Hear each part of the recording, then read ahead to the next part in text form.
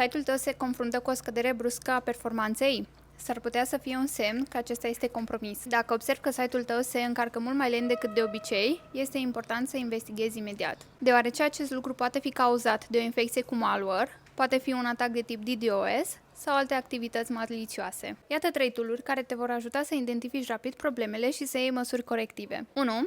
Google Page Speed Insights. Acesta este un instrument gratuit oferit de Google care îți analizează site-ul și îți oferă recomandări pentru îmbunătățirea vitezei de încărcare. 2. GTmetrix, un instrument de analiză a performanței vitezei site-ului care oferă detalii amănunțite despre viteza de încărcare și factorii care o influențează. 3. New Relic, un instrument excelent pentru monitorizarea continuă a aplicațiilor web. Acesta oferă vizibilitate în timp real asupra tuturor aspectelor performanței site-ului tău, inclusiv utilizarea resurselor serverului, timpii de răspuns și identificarea exactă a punctelor slabe. În cazul unei scăderi bruște a performanței, nu ezita să iei măsuri prompte pentru a-ți proteja site-ul și utilizatorii.